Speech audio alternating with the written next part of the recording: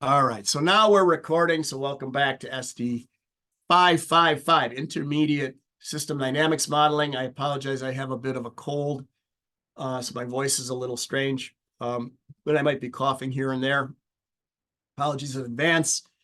It was way worse the last few days. It's much better today, but it's not completely gone. So we were talking last time about building our model related to this issue of tick-borne diseases and the interactions, the One Health perspective interactions of the animal world, the human world, and the environment, right? And how to represent that with the main goal of addressing issues related to the cost of tick-borne diseases. Where would you intervene in order to reduce them? And, we have to get into a scoring metric a little later, but, do we intervene by spaying and neutering dogs? Do we intervene by spraying wooded areas to kill ticks? Do we subsidize flea and tick collars for dogs? Do we expand the number of shelters that are in the area, dog shelters or animal shelters? There's all different ways where you can deploy resources, and then all these feedbacks and interactions are going to happen. And the question is on net, what's going to happen? So I think the way we left it was we're going to start with the economics sector, and y'all took a crack at it last time. And then I showed you what I did, and I posted that right to our Canvas site, and hopefully you downloaded it and played around with it. And then you were asked to add the possibility of people getting sick with tick-borne diseases, if you're going to take a crack at that. So first of all, did everybody find the sector and download it and play around with it?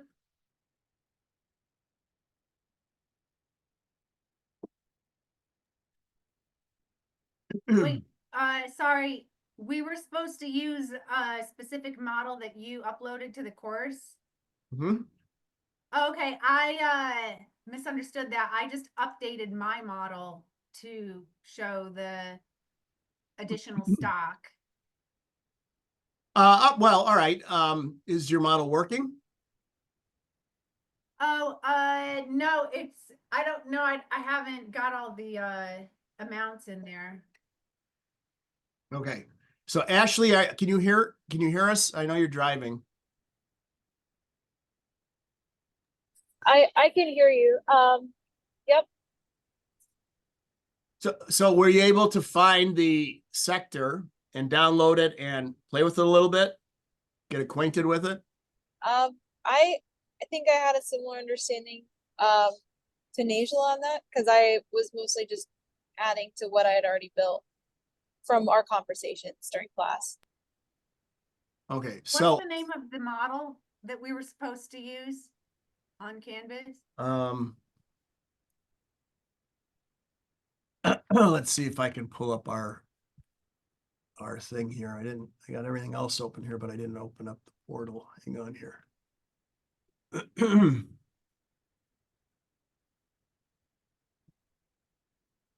So hang on, everything's booting.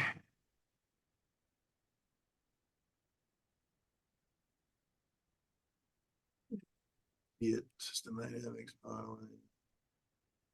Okay, so hang on. The D-3195 Florida economy.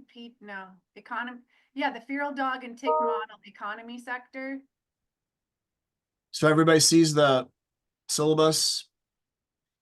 So down we go, diffusion model. Okay, yeah. So So here's the original net mass, and I can't remember the Koch, whatever his first name is, the paper. And then here is, I use this as a starter dough, but I modified it quite significantly.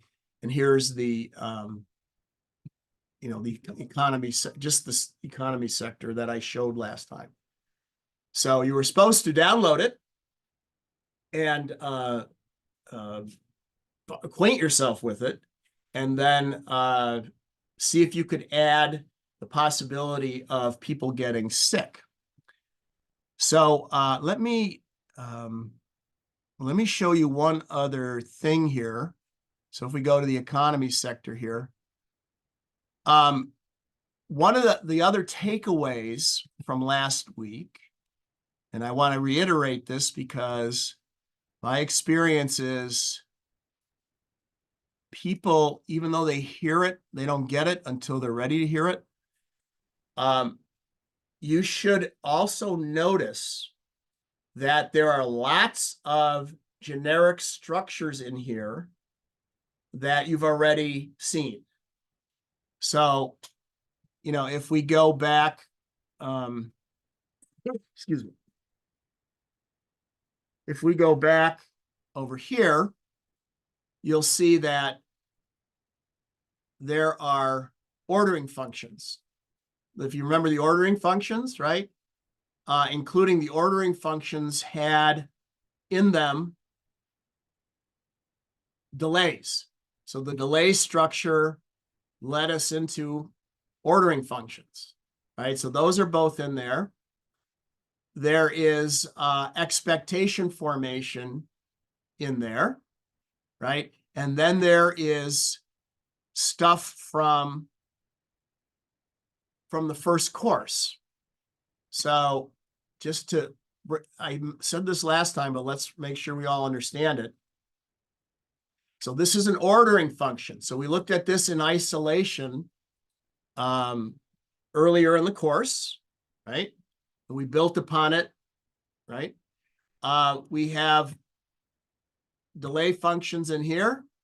So this is an infinite order delay, material delay.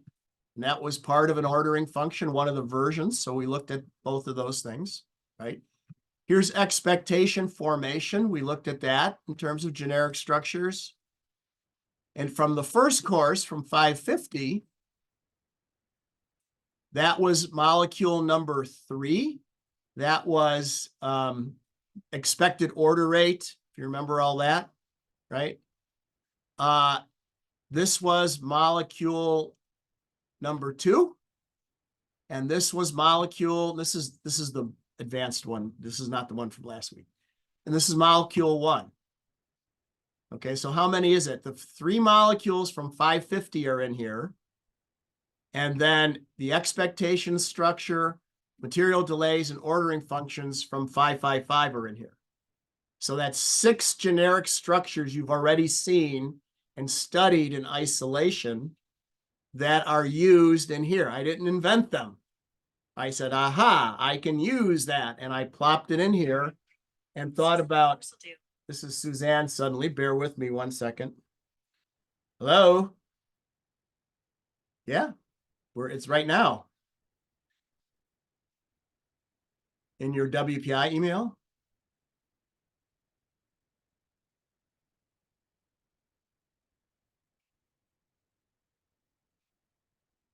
Mm-hmm. Okay. Okay, bye. Okay, Suzanne will be joining us. Apparently she didn't look at her WPI email account, only her other email account. Anyway, what was I saying? All right, so while we're at it, we might as well make some of these points very strong. If we go to 550 and we go to assignments, I think it was number, just I'm trying to remember. It was 6. No, it was 5 maybe. It's 5. No, it's probably 7. Gee, I'm going the wrong way. 7. Yeah, okay. And so does everybody can see this, right? Remember, here's molecule number 1, doubling time. So this is population and net growth rate, net migration rate. Here's ADX and time to quit. This is out migration rate. here is expected order rate. That is perceived labor force to jobs ratio, right? Right? That's molecule number 3 right there. I mean, the names are different, right? Here's molecule number 2. Here's molecule number 1. Well, it's going through here, but it's in the earlier version that I showed you last week, right? And then there's the stuff from 550. So let's tap the brakes right now, because if you don't get this, it's pointless for me to go forward, right? You've got to be able to recognize and use these generic structures. There's lots of well, there's 2 kinds of SD, 3 kinds of SD people. Let me put it that way. So in my experience, you get SD people who come from programming, okay? And all of their flow equations have Boolean logic in them. Everything's if, then, else, if, then, else, if, then, else. And they can't help themselves because they're so used to thinking like that when they write code. They absolutely don't even think about the generic structures, the molecules, and whatever. And those people, their models are really weird. They do all this on-off stuff. They're jumping all over the place. The second group of people, they're more math-oriented, I guess you might say, I don't exactly know how to describe it, but they write really dense, hard to understand equations, usually flow equations, right? And my doctoral student, Saeed Langarudi, who's teaching SD at Bergen now, was like that. I would look at his doctoral, he did 3 different models for his dissertation. I'd be looking at his equations like, dude, I got to really figure out what the hell's going on here. Each flow equation was like gigantic. It had all this stuff going on. It was very non-traditional. Wasn't wrong, but he thought about it like way differently than I would. And so I had to really work to understand his equations. So, and it's, why do that? It's not incorrect. It was his style. And I'm not entirely sure what his background was in math or whatever. And then you get the third group who come from kind of pure system dynamics, and they use the molecules and the generic structures, and their portfolio of models has well-known, well-recognizable relationships in it. Every once in a while, there's a new one, but you can identify, oh, that's molecule number 4. That's molecule this. That's generic structure. Oh, I see.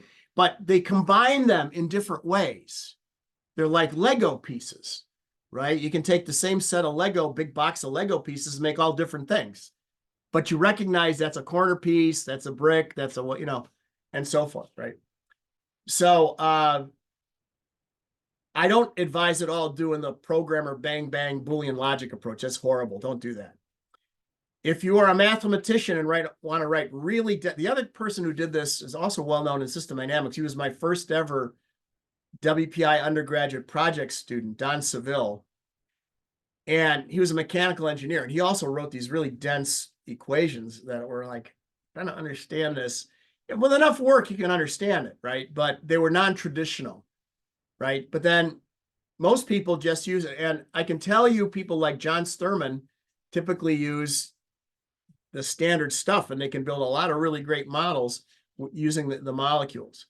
So, so my advice is to learn the molecules, learn the generic structures, look at other people's models and see what they've done. See if you can identify and recognize relationships. Say, oh, I get that. I know what that is. I know what that is. I'm not sure about that, but I know what that is.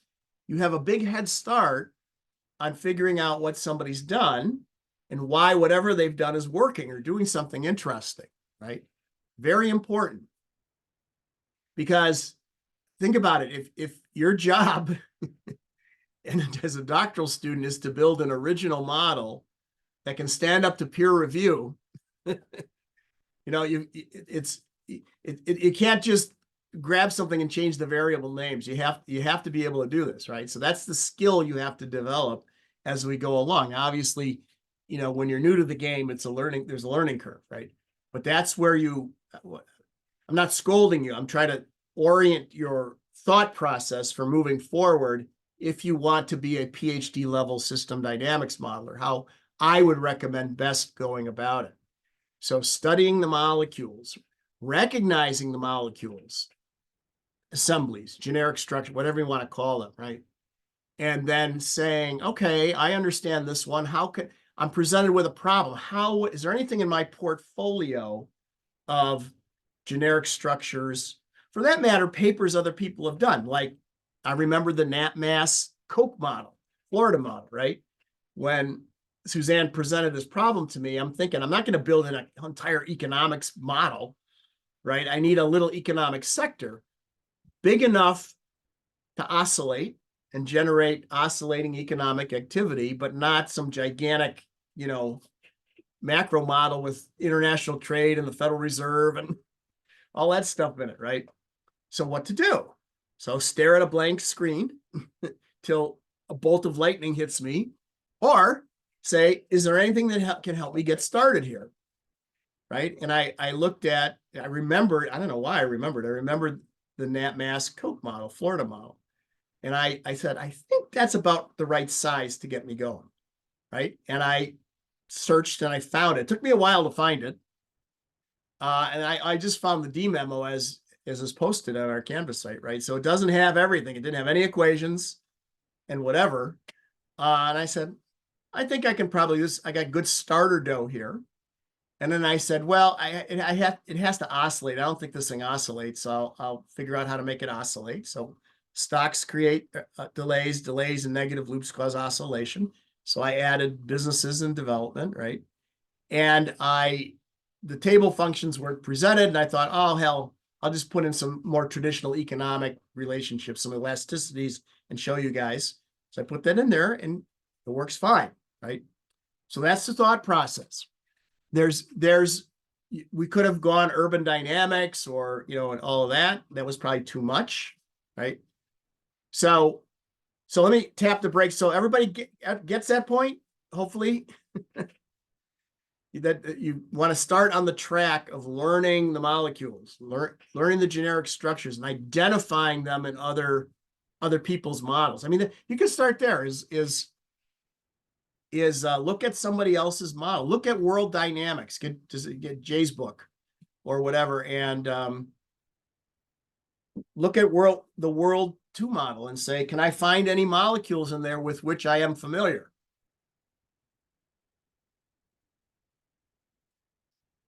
By the way, did I tell you that I talked to Jerry Barney last week, or his daughter? I should say Jerry's passed away, and they're sending 30 boxes of Jerry's stuff to WPI. Oh, the system I did? Okay, so we're going to have a whole archive of classic system dynamics stuff. Dennis Meadows did that some years back. He cleaned out his library and shipped it to us. It was a giant box of stuff, and little by little, it started disappearing. I think the graduate students were taking stuff. I didn't care. It's like, whatever. As long as people are using the stuff. At some point, there's a space issue. Particularly if things are PDF'd, do you really need a paper copy of stuff? But we're going to have a lot of archival stuff at Tech and perusing that classic material from top SD modelers. Can you identify any molecules that are, you learned in 550 or 555, 551, whatever, and you start to see them appearing regularly and how people are using them in different circumstances, right? Okay. All right. So before we push on, any other issues? Ashley, I know you're driving. Did you get your model running? Well, some of the sectors are running. Okay. Not all of them, but 3 out of 4 are running. Okay. Oh, well, I meant the economic sector, but okay. Were you able to get it to oscillate? It did a little bit. Yeah. I think there's some bugs in there, but I'm still working on it. Oh, okay. All right. So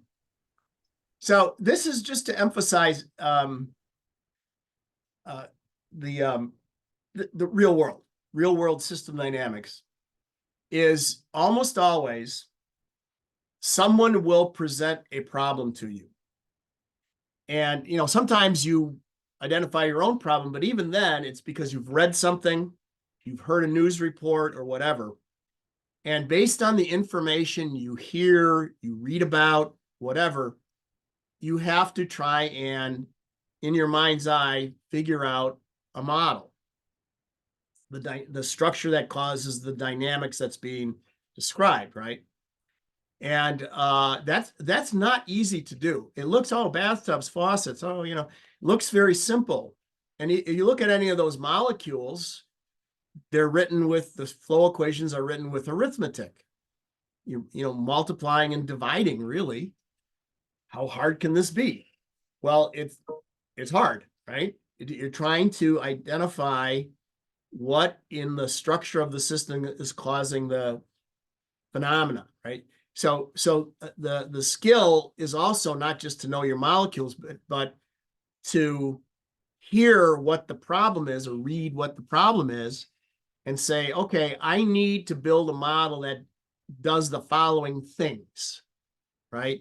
Has the following dynamics, and hence, I can, begin to modify things or, tune it into whatever problem is being, presented to me. And so that's hard to do. It really is. It's not really a math thing so much as knowing system dynamics thing, I think, which is what Jay wanted. He didn't want system dynamics to be a tool for mathematicians. He wanted it to be a tool for everybody. So I think he's kind of succeeded in that. You don't have to be a mathematician to do system dynamics, but that doesn't mean it's easy to do. It's easy, excuse me. It's easy to do poorly. It's difficult to do well. It takes practice to do well. Kind of like anything in life, you want to do well, it takes practice. Right? Okay. All right. Well, why don't we, excuse me, why don't we press on a little bit then? So we have an economic sector, and I asked that you figure out how the one that I uploaded just had a population. The population is going to catch a tick-borne disease, and some of them are going to be treated for the tick-borne disease. But when they have the disease, labor productivity is going to fall, right? Because they're sick. Either they can't work or they're reduced in their ability to work and what have you, right? So let me pose the question. How would you go about figuring out how to do that? How to add that piece of structure to the model? So let's say we've got economic sector, my economic sector or yours, whatever, and it's running and it's oscillating. It's doing more or less what we want it to do. Nothing crazy.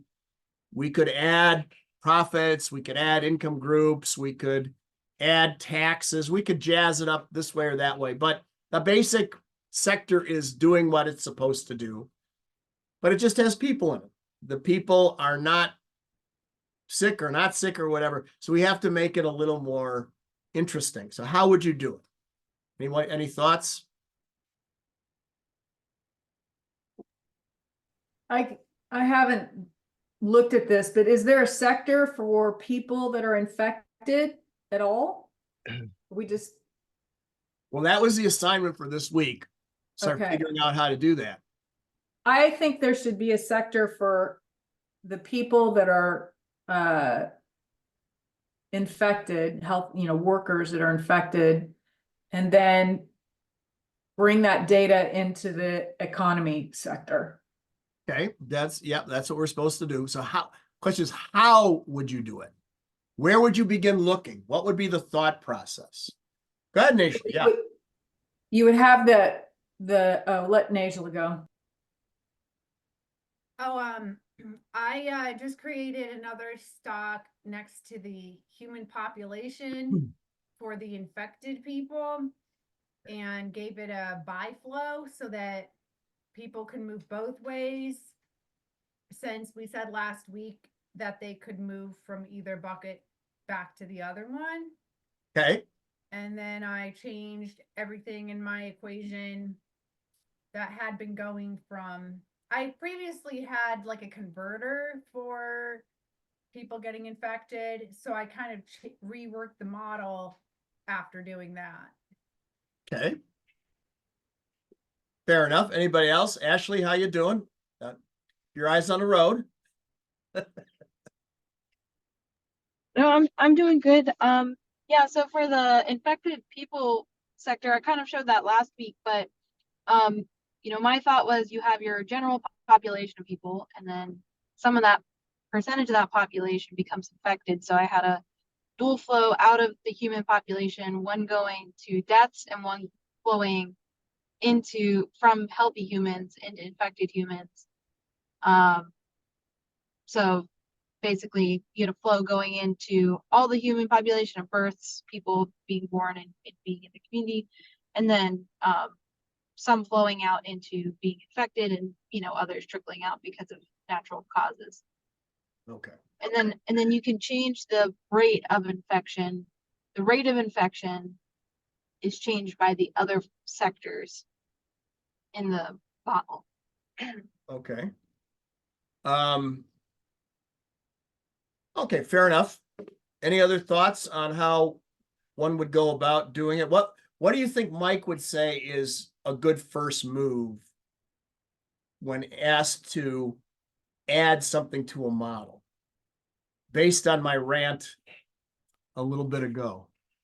I would go back and look for the way that epidemiologists use system dynamics, where you have a stock of uninfected people, those that are infected, the ones that are treated, and then the ones that are recovered from being treated, and create, and I don't have the words to describe what that would be, but I can visualize it and create that in a separate sector for people, and then take the results of that and connect that to the sector that represents the economy, the local economy. Okay. I like that. Now, let me, again, so I'm trying to express out loud how I'm thinking when I'm doing this, because this is an original model, right? It's not like I've done this already and I'm just revealing it to you. I am developing this like you're my clients almost, and trying to articulate how I'm doing it. Doesn't mean that my way is the only way or the right way. It's just how I would do it, or how I am doing it, right? So if I have to add something to, and by the way, we didn't decide as this being the example model till 3 weeks ago or whatever it was. I'm not sure. It wasn't that long ago, because Jim Hockenda was advocating for the bottled water, filtered water model, because he thought some of that stuff could help him with his dissertation model. And which is fine by whatever, I didn't care. But I don't know if we voted or we kind of talked about it, but I didn't know we were going to do this model until well into the course. So it's not like I knew on day one I was going to do this model and was selecting generic structures that I knew in advance would be in this model. I just presented my kind of go-to list of generic structures that are useful for any model. Okay. But having said that, my first move is, go ahead, Ennis. I don't want to drive. So I just wanted to, I wanted to say or kind of answer your question. You find existing models that you can like incorporate into what you already have. Yes. My first move, 100%. Thank you. My first move when I have to start a model, start a sector, add to a sector, whatever, is ask the question, is there a molecule that can help me here? Or has somebody already done this, not done it exactly? If they've done it exactly, then you don't need me to do it or you to do it. But, done something like this where I can piggyback on them. I'm not going to steal it. I'll give them credit. I'll cite them or whatever. But, I'm not going to always reinvent fire every time I need to boil water. I'm going to say somebody already invented it. I'm going to use it, right? And if I knew who the hell invented fire, I'd give that person credit, right? So Suzanne was a little bit hot on the trail. What have we seen in our molecules, in our generic structures that would, and you can even go back to 550, that would be useful for people without a disease contracting a disease. People who didn't hear a rumor have now heard the rumor. People who have not adopted the product now have adopted the product. What have we seen? Go ahead. Yes, Suzanne. Is it the Bass diffusion model? Bass diffusion model, which is also, if you ever listen to Bob Eberline do his seminars for Stella, he calls the Bass model the SIR model sometimes because it's the same thing. What Right? does SIR stand for? Susceptible infected recovery. Okay, that's what I kept trying to think, but I couldn't remember. Right. the name. And it's Okay. so it's the basic structure. So or it's similar to even a predator prey model. The stock of the predators has to interact with the stock of the prey for them to eat the one to eat the other. The people who haven't heard the rumor have to interact with the people who have heard the rumor so the rumor can pass.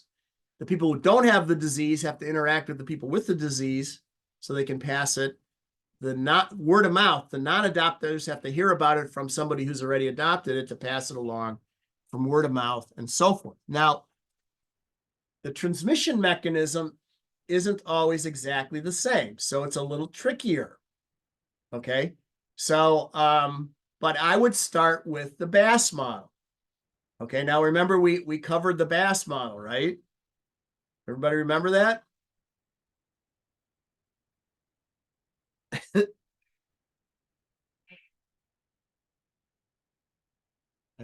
I don't know. Let me see. There should be stuff I uploaded on the Bass model. Let's see what we got here. Basic Bass diffusion model. I think I got here. All right, let me bring it over.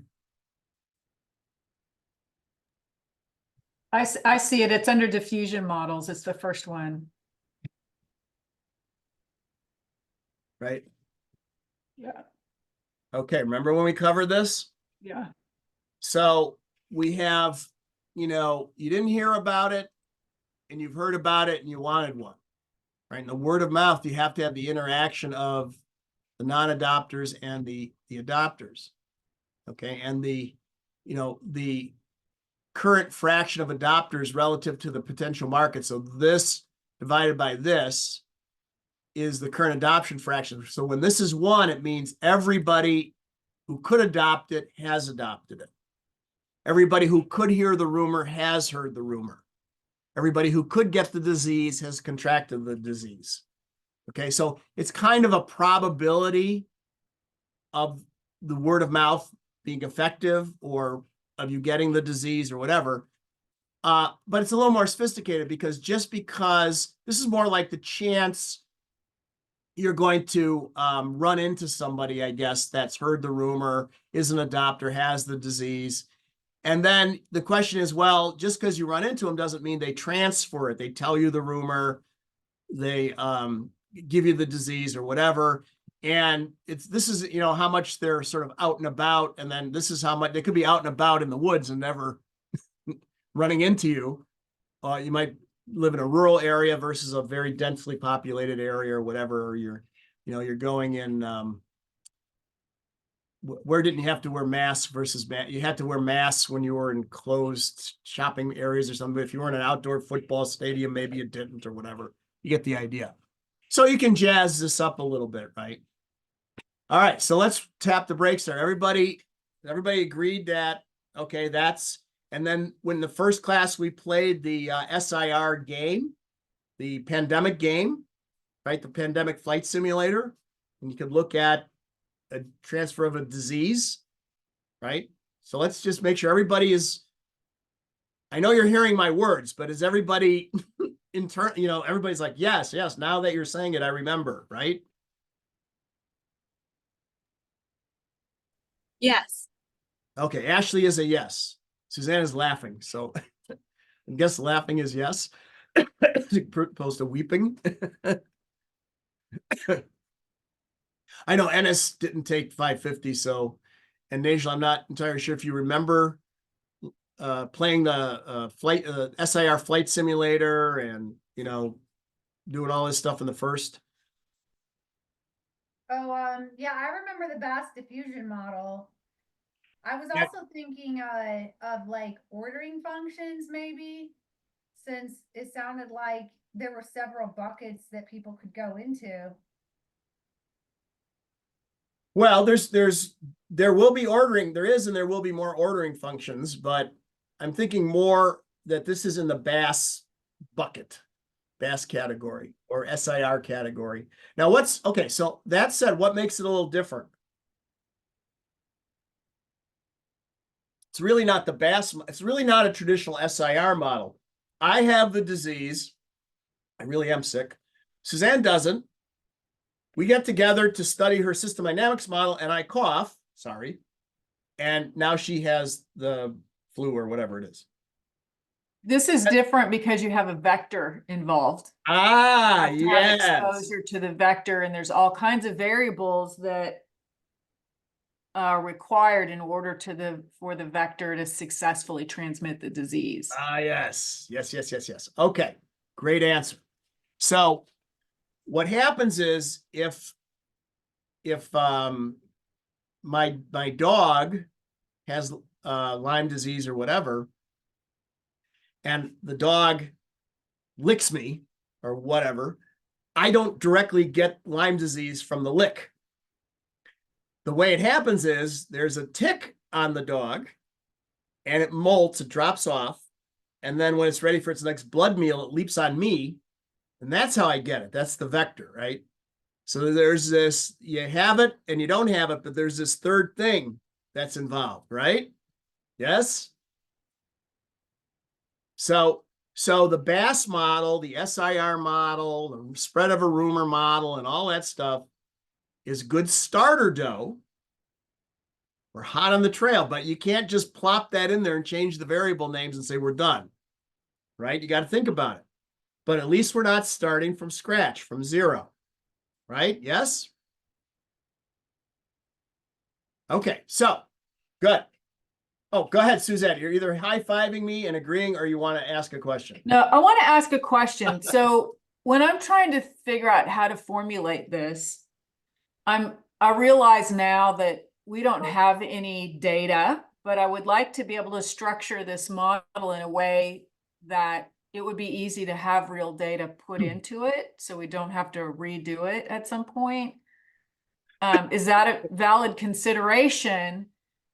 Because I think, Well, yeah, but remember too, this is a teaching model. I know we're trying to make it dual purpose, but all of that should be okay, probably is okay, but if we're worried about that as well, we'll be here for 17 more years doing this, meeting once a week. So, you know, we have to compromise between all the chit chat that we're doing right now and more sophisticated data techniques and stuff.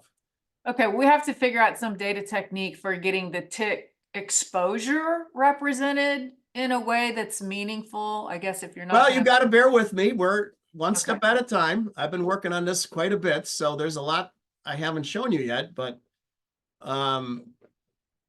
yeah, but you know, so one of the issues, I said this last week, let me reiterate it, is very important, is who is the audience? If the audience is just you all, and you just want to learn how to build a model, and you don't really care, other than I want to learn how to build a model, that's fine. There's a purpose for that, and we want to do that well and whatever.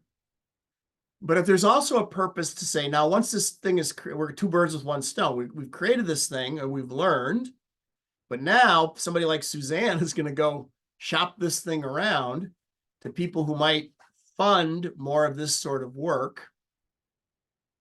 They will have a level of sophistication that likely goes beyond sort of the toy model stage. So yes, the data would be important, but also the structure of the model has to pass a smell test. Somebody who knows about ticks and tick-borne diseases needs to see enough detail to say, okay, this looks kind of legit here. Yes, I'd like to see it match some data. And we'd say, well, in version 2, if you give us some funding and access to your data, we could do that. But if they see, a stock of ticks and they hatch and they die, and then they infect some people, that probably is not what Suzanne was thinking of when she said you have to show the transmission mechanism to some degree of fidelity for somebody who's familiar with that sort of, dynamics, the entomologist or whatever. And, the econ stuff has to be tight, where an economist would say, all right, yes, you don't have whatever in there, but okay, there's nothing crazy there. Yes, there's a labor force participation rate, and there's businesses being created and not, and whatever. So it's okay. So on and so forth, right? So, this Goldilocks thing, not too detailed, not too simplistic. The porridge has to be just the right temperature. And that's hard. Again, that's hard to do. So we're going to try and accomplish that here. Okay. And not just, I don't want it just be, let me show you my model that I created and you go, ooh, ah, that's the point, is to try and teach you how to do it. So we're going kind of slow here, right? And trying to get you to see how I think about it and to open your mind to how you might go. At some point, you'll develop your own style and you might not model like I do at all. Khaled Saeed and I've known him I met Khaled Saeed in 1983. How many years have I known him? 42 years. And we've done SD crap for 42 years. I cannot, his modeling style, his way of modeling is so different from mine. We found years ago, we can't, if we work together on something, one person does the model, the other person writes it up. We can't, the modeling styles are too different. So my point is, or on the other hand, Suleiman Ba, I don't know if you know Suleiman, he graduated in May, my doctoral student. His models look like mine. I opened his up and I'm like, looks like I did it. He goes, well, you taught me. I'm like, oh, okay. So, you adopt a style. However, you probably mimic your teacher at the beginning, and then you begin to sort of modify it to suit your own personality and your way of thinking about problems and what have you, right? So I'm not saying my way is the only way. I'm just trying to show you how I approach it and try to say out loud my thought process, right? So that you can see how like, how did the guy do this, right? All right, so I'm thinking, so the whole process started, Suzanne, I showed you the reference mode, and the economic activity was going up and down, and the dogs were being let loose and adopted, and and all that stuff. So, okay, I'm thinking, among other things, I need an econ sector that oscillates. And as it oscillates, their desire or their willingness to have dogs changes. When they have good economic times, they're more willing. When they have bad economic times, they're less willing. When they have good times, they bring the dogs in. When it's bad times, they let the dogs out, either to the wild or to a shelter. Okay. So we need an econ sector. How do I do that? We're not going to build the System Dynamics national model. We need something modest size. I'm thinking maybe Urban Dynamics, Urban 1, Urban 2. And then I remembered Nat Mass, took a look. Aha, I think with some tweaking, this can do the job. It works. Okay. Doesn't mean we're carving it in a stone, but it's working for now. We can make it more sophisticated later, but for now it's doing the basic crap that we wanted it to do. Okay. Okay. Now so now the people are going to get sick or not. Okay. How do we make that happen? What is my thought process? Well, epidemiology, SIR model or the BASS model. You have to have the interaction between those who have it and those who don't. Okay. So we could have two stocks of people who are sick and people who are not sick. And when you're sick, you're not in the labor force. Or we could have, there's different ways to do it. You could say they're in the labor force, but they're less productive. You could jazz it up either way. But okay, Do I just plop the BAS model in there or an SIR model in there? Well, no, because as Suzanne correctly pointed out, there's a vector in there. You know, two people who have, one person has Lyme disease, one person doesn't, excuse me, and they have coffee together, they don't transmit it.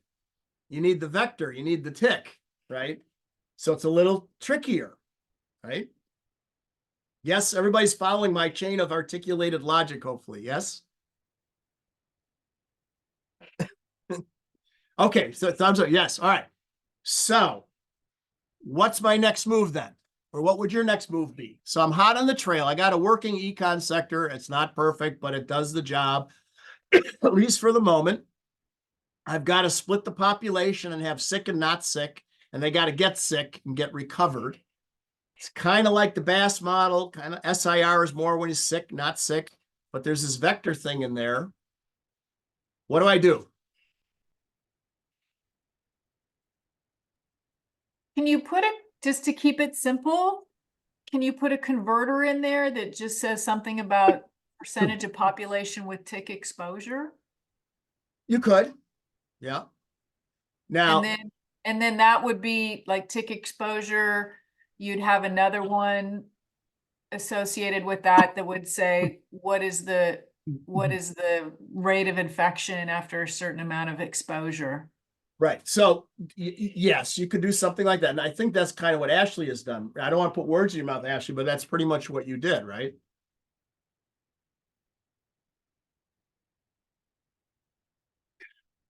Yeah, pretty much. Okay. So yes, that would be, as a first cut, perfectly fine. But remember, I said we got a dual purpose here where we're also trying to make it sophisticated enough to convince somebody with credentials in the area that we're not raw amateurs here, that we're, you know, we know enough that somebody's going to, my experience is going to be, somebody's going to say, well, okay, we understand you're not an expert in epidemiology, entomology, or whatever, but you've done enough homework here that what you've done is not crazy. It kind of looks right. We can make some suggestions, we can whatever, but it's not overly simplistic. So again, it's striking this balance between too much detail, not enough detail, and whatever. All right, so let me, with all of that, me try to stimulate your thinking, let me show you a hint here of what I did. Now, part of this process is, do you know your field? So hang on, bear with me 1 second.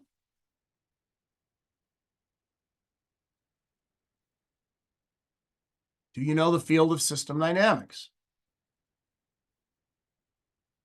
Okay. So there is a book that's well known in system dynamics called Study Notes in System Dynamics by Michael Goodman. So Mike is a very good, he's more of a systems thinking guy than a system dynamicist, I would say, but he certainly knows system dynamics. He's also a world-class photographer. He is an amazing photographer. And if you ever see any of his stuff, it's just blows your socks off. He does a lot of wildlife photography and natural photography and stuff. But at any rate, he has a book that he did in like 1972, Study Notes in System Dynamics. One of the models in the book is a yellow fever model. Now, this is not ticks, this is mosquitoes, but it's the same thing, right? If I have yellow fever and I cough on you, you don't get it from me. You got to be, if I have yellow fever, a mosquito, let's say it doesn't have yellow fever, bites me, and then it flies off, then it bites you. Now, that's how it's transmitted. So I'm thinking this tick thing must be somewhat similar. And I'm thinking, I remember the yellow fever model. All right, so let's see if we, so how did I remember this model? Well, I just familiarized myself with the literature in my field. I mean, I could have Googled, has anybody, or used ChatGPT, has anybody done a system dynamics model? You know, that's another way to do it, I suppose. So I just copied this from the book, this chapter. Oh, bango, look at this. What do we have here? Well, should I make this bigger? Let's see. We have mosquitoes are being born. I know ticks hatch. They're potentially dangerous. They're incubating. They're infectious. Then we have vulnerable people, incubating people, contagious people, sick people, and immune people. Okay. And in here, now this is traditional dynamo, right? So this is where you're hand drawing the milk cans and hand drawing the dotted lines and using little templates and stuff. And notice, those of you who had college course 551, where he asks you to translate traditional dynamo as a skill set, that's actually a good thing to do. You notice traditionally we number the little icons here. Here's 1, 2, 4, 3, and so forth. Right, so that's, you can then go to the equations here. Now, these are the dynamo equations, right? And they're numbered, and you can find the equations. In Stella, you would just, you know, click on this milk can and the window comes up and you'd see the equation, right? So you can figure it out, you know, and again, this in the olden days, we had to write each of these, we do this on scratch paper first, right? Brainstorm it out, and then figure out what each of these equations was. And each icon is an equation, right? And then you'd have to type all of these on punch cards. You have a stack of cards. Well, you get the idea. It was really, you know, but you can figure it out. I mean, this is with enough effort, you can figure it out. And if you do it a bunch of times, you start to get it, even though you're not going to ever use Dynamo, you kind of figure it out.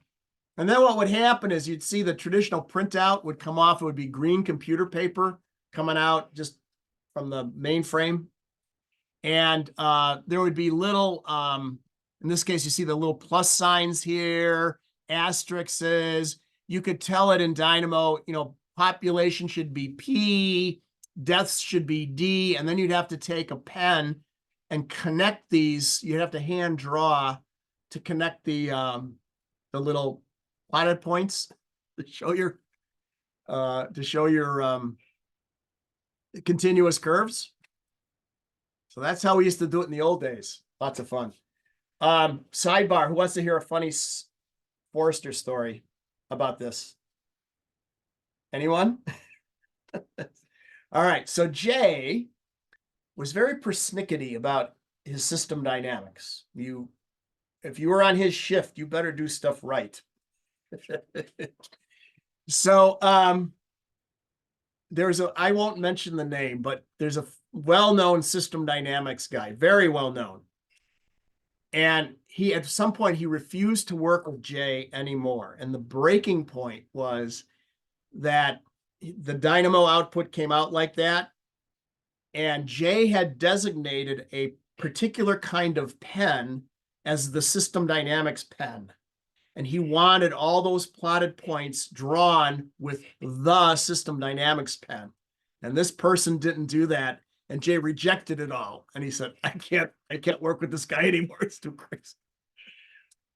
So I don't care. You could draw with any pen you wanted, but Jay wanted the system dynamics pen used. All right. So Was he marketing those on the side and making like extra money or something? yeah, he should have, right? Some people were trying to market. They came up with little, it was kind of neat. They had, like a snow globe. It's an encased thing with liquid in it. You shake it. They would have like a stock, a stock, and it had water in it, or like glycerin or something. I guess water would evaporate glycerin.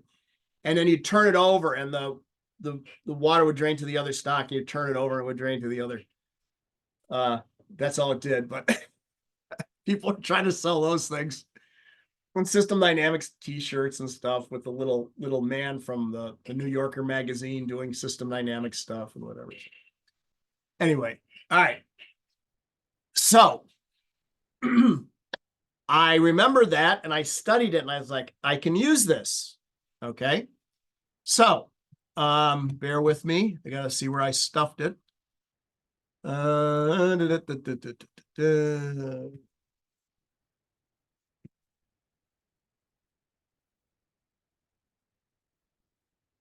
Bear with me, got a lot of stuff open here.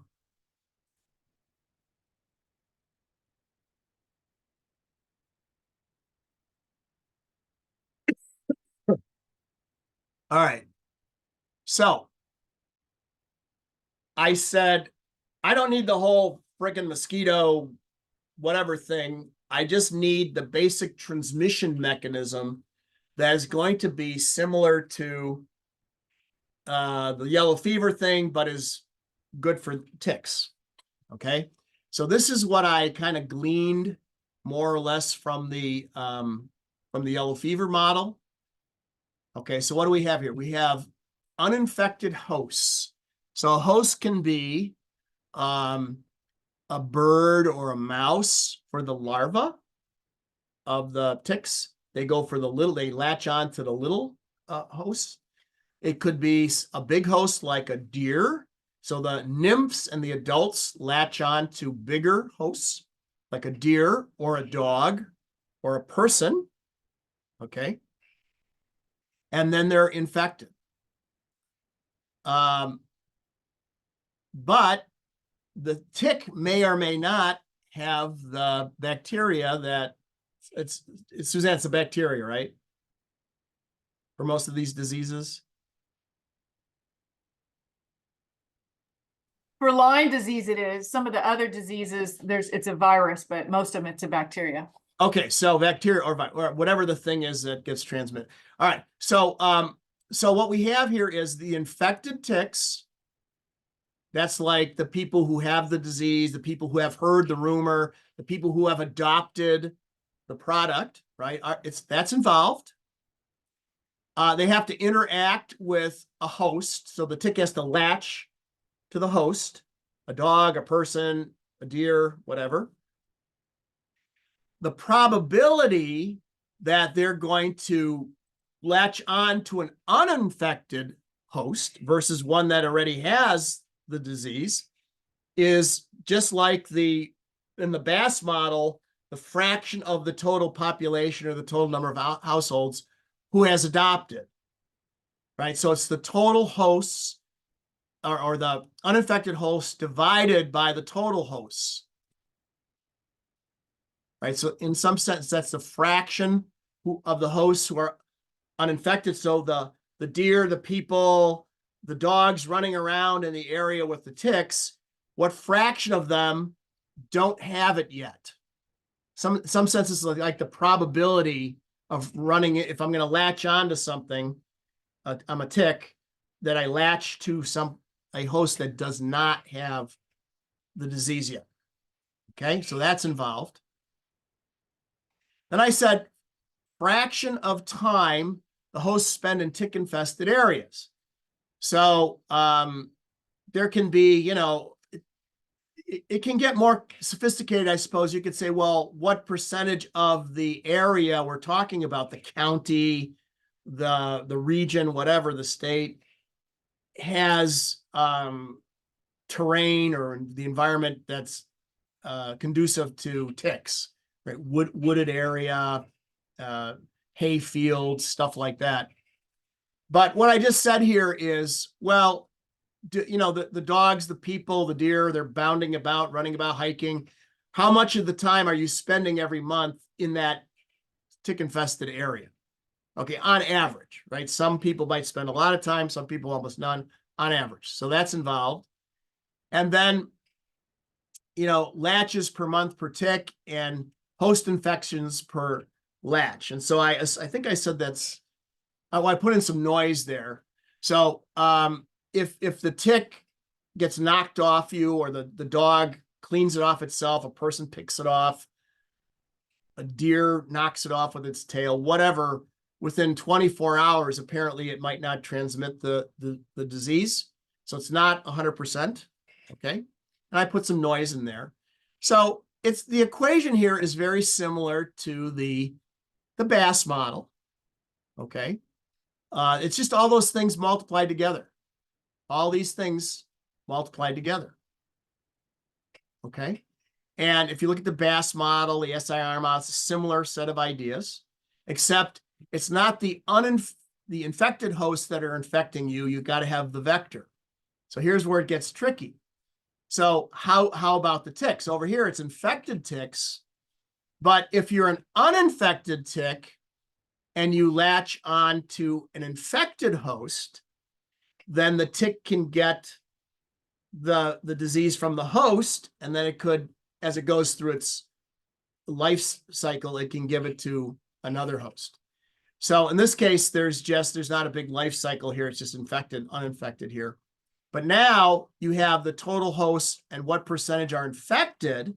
That's again the probability of an uninfected tick latching onto an infected host and then becoming an infected tick. And you can see over here when you run the model with no, I don't have a seed value in there, so every time you run it, it's a little different.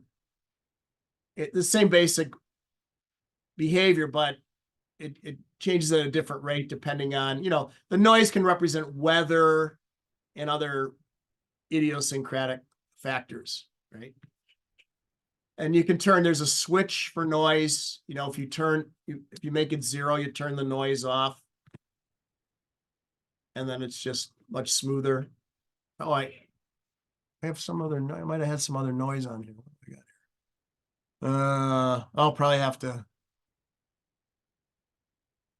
somewhere else I got noise turned on over here. I didn't switch everything off. I'll fix that. All right, let's tap the brakes. Does that help us? Does the yellow fever model help us?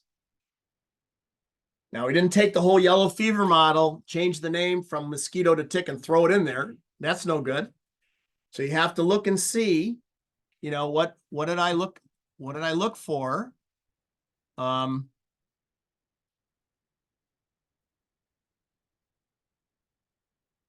What did I look for here? I was looking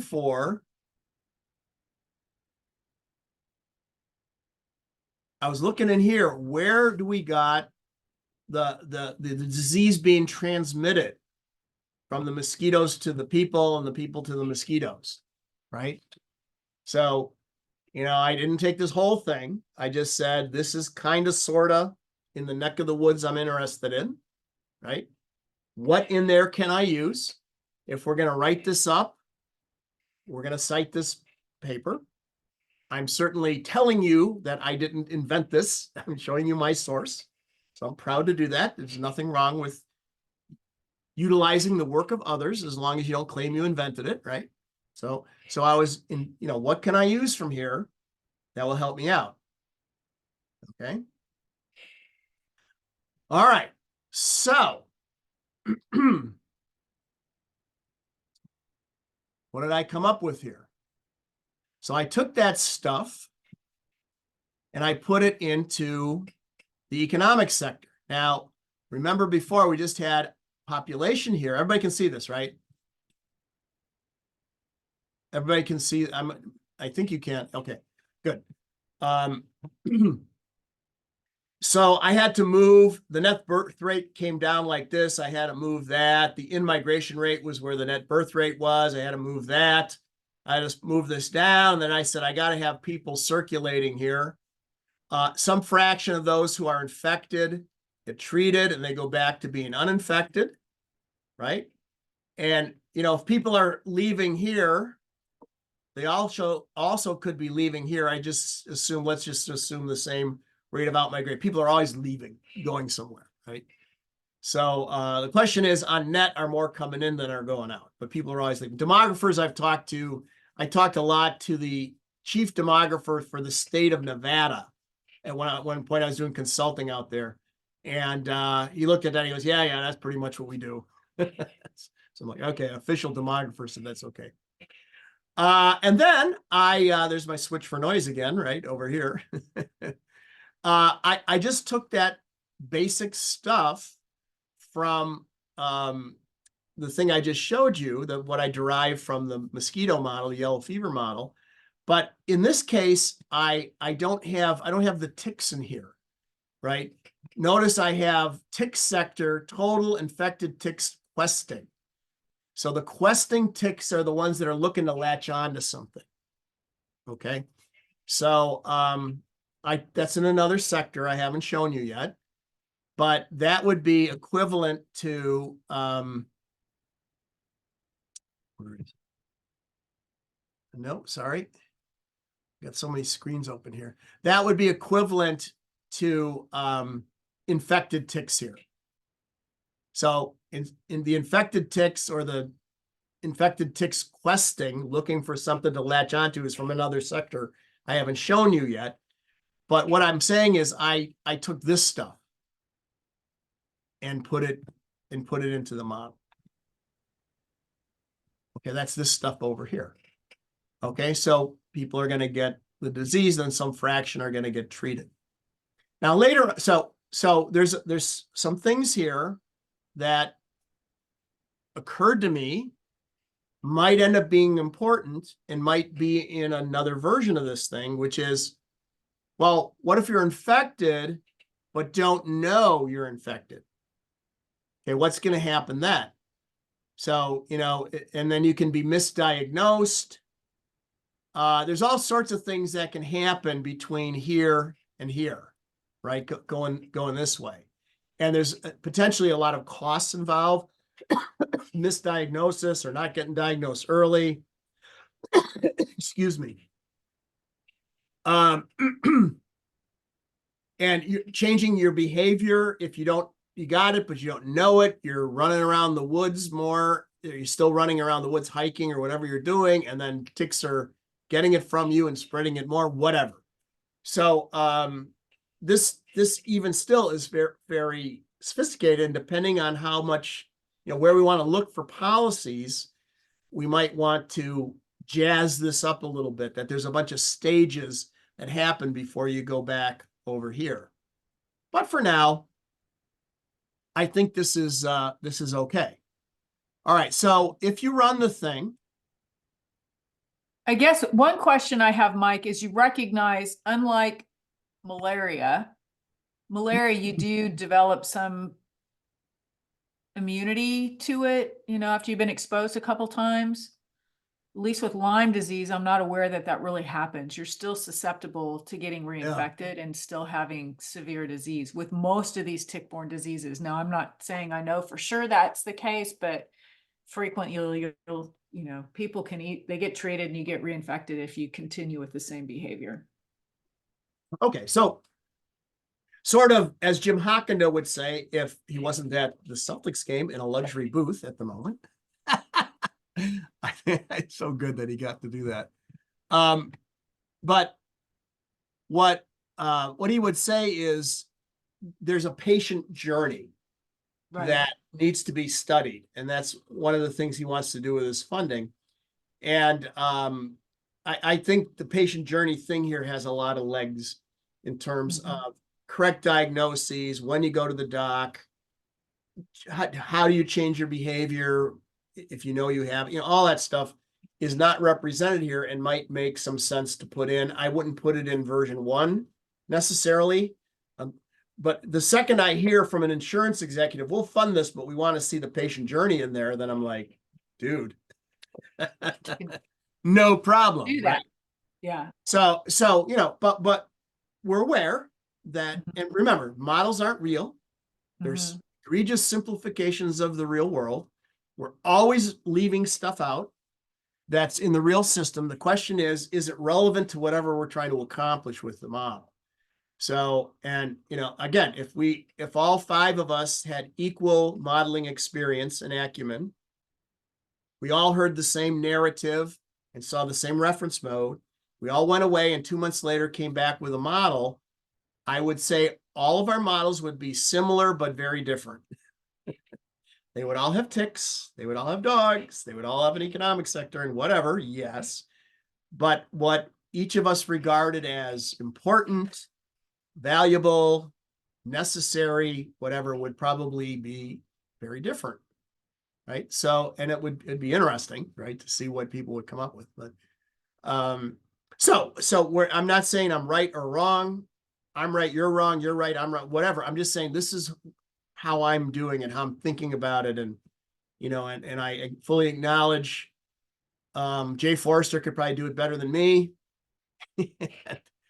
And I'm not an expert in dogs or ticks or any of that stuff. So, but when we'll get to it, that the AI has been very helpful in helping me understand some of this stuff. So we'll get to that as we go along here. All right. So how about let's tap the brakes. How are we doing? Everybody's following along, understanding what I'm saying, I get it. Maybe I couldn't reproduce it quite yet, but I get the story and what we're doing. Okay, good. So what I will do is upload this new econ sector with the infection stuff in it, and you can play around with it and see if you can do something with it. Okay, so now everybody's hanging in there. Okay, so now everybody sees we got the helicopter view here, right? So we've got everybody disappeared on me here. What's happening here? Sorry.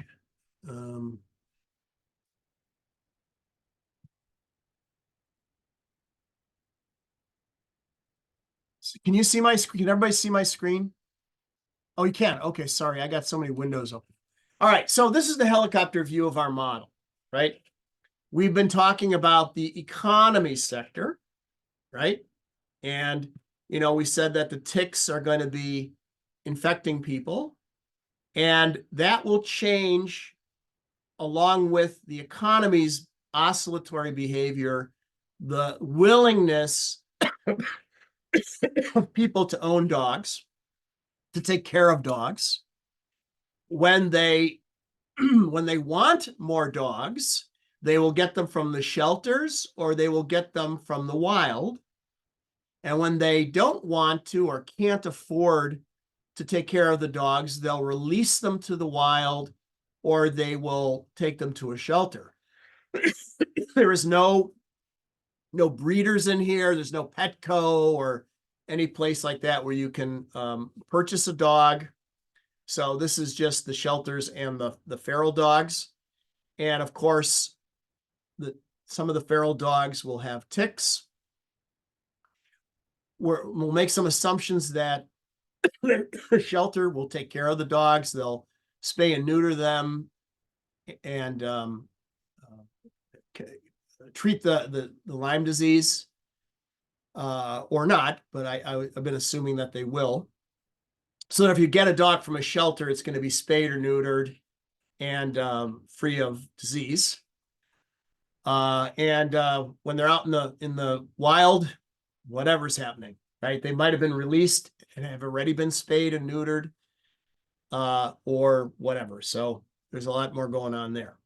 All right. So where might we go next? What would be the next step? There is no right answer here, but what might you consider doing? We've done this. So you got door number 1, door number 2, door number 3, or door number 4. Where might we, what's your thoughts about how we might proceed?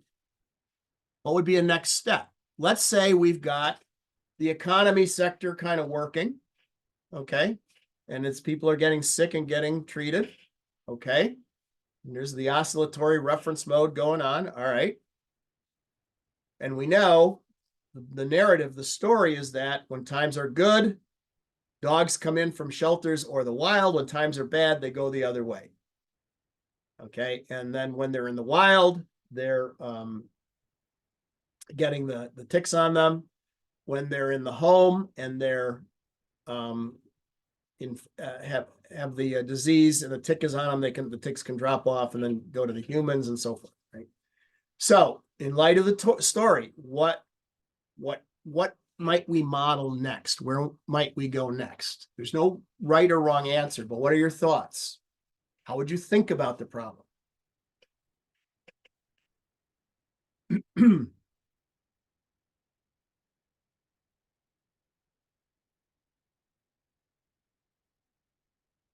I can tell you how I thought about it, but I want to see how you guys will offer suggestions. So the sectors have to interact. So one way to think about it is, well, what from the economy sector would interact with other sectors?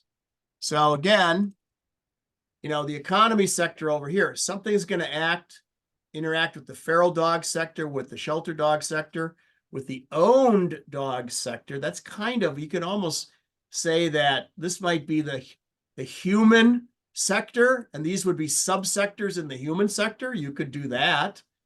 I didn't, but you could do that, right?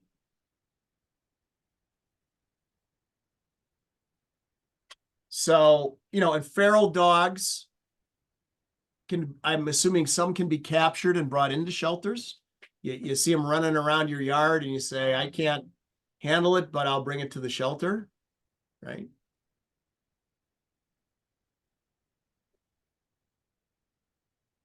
There's an interaction here. I said, but what if the shelter is full or the shelter sector is full? Then they can't accept them. Yeah, System limits. I guess I would go to the feral dog sector. I mean, the Right. assumption here is, that we don't even have in here is feral dogs living in close proximity is only one mode by which people are infected. We're not representing the environment at all because we're trying to focus on the feral dog sector, and dog contact in the home is part of our problem framing. So I'm going to say feral dog. Well, certainly the people can be hiking around and get it directly from a tick, not in the wild, in the environment, rather than from a feral dog that they brought in. But okay, so that would be the economy. When the economy is, so let's go back in here. So one way when you analyze a model in Stella is you look for these icons here that have like rings inside of them. And if you click on it and right click, it'll say provides output. Okay, what does that mean? Provides output. That does area here, provides output. That information is sent to another module. Yes, another sector or module. So are there any other things in here? I can't even remember. This is what I mean is, even if I build the model, I have to take notes on what I did, because a lot of times I can't remember what the hell I did. Okay, so there are this sector sends out, at the moment anyway, 2 things elsewhere. Okay. Over here, you see the dotted line, by the way, accepts input. So now that's where information is coming in from another sector module. Okay. So it can set, so when, it's either, sending out information or receiving information from other modules, other sectors. Yes? Mm-hmm. Okay, so one way to think about it, which is how I thought about it, not saying it's right or wrong, just the way I did it is, all right, this is under control, more or less. What does this thing interact with? Okay, well, the area is just probably relative to everything else. It's just how big of an area are we talking about here, and it's how dense are the deer or the people or, stuff like that. But how about desired own dogs or willingness to own dogs? Okay, so that's when the economy changes, right? The willingness or the desire of the people to own dogs is going to change. Okay, so what sector does that suggest we might go to next? The desire to own dogs. Own dog sector. Owned dog sector. Okay. So what I did do, with your permission, Suzanne, I did pull up a model you and I did maybe a year or so ago. Mhm. Remember this thing? Yeah. So let's just real quick before we go into the shelter dogs model and all that. This is something that Suzanne and I originally worked on. So what do we got going on here? This is kind of the narrative, but we got your shelter dogs, your feral dogs, and your own dogs, right? We put it into equilibrium. That was fun. Oh, so good. Yeah. But let's look at some of the things happening here. The own dogs can have puppies, right? So there's a birth right here. Okay. The own dogs can die, sadly, but they do. Some of them can be abandoned and become feral, and some can be surrendered and go to a shelter. Some of the feral dogs, on the other hand, can be brought into the home, or people can go to a shelter and adopt a dog. Of the feral dogs, they can have babies, and some of them die, and they can also be captured and brought to a shelter. The shelter dogs can be adopted or surrendered. They can die, be euthanized, or they can be exported to another state or another region. Okay, so that's kind of the way I was thinking about these sectors here in the main model. When I was thinking this sector, this sector, this sector, it's more sophisticated than that, right? But just wanted to get that on the table, that's the basic dynamics we're looking at here. Okay, so own dogs. Let's see what we got here. So it's a little more sophisticated, but it's the same kind of idea. Let me make this a little bigger. So we have a couple of things going on. It's because in the last one I showed you that Suzanne and I did a year or two or whatever it was ago, there was just one type of shelter dog, one type of feral dog, and one type of own dog. Now there's 4 types of own dogs. They're fertile. They have not been spayed or neutered, and they're uninfected. They're fertile. They have not been spayed or neutered, but they've become infected. And so now we have this infection thing going on here. Okay, so the dog can be running around on your farm or property or whatever, wooded neighborhood, and it can get infected, and then it goes over here. The owners can bring the fertile dogs and infected to the